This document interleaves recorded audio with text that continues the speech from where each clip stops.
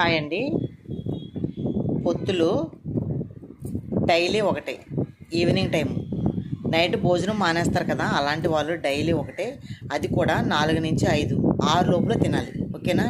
తింటే మనం పడుకునేటప్పటికి చక్కగా అరిగిపోతుంది. అయితే ఈ పొత్తుల్లోని పీచు పదార్థం ఎక్కువ ఉంటుంది కదండి, చాలా మంచిది.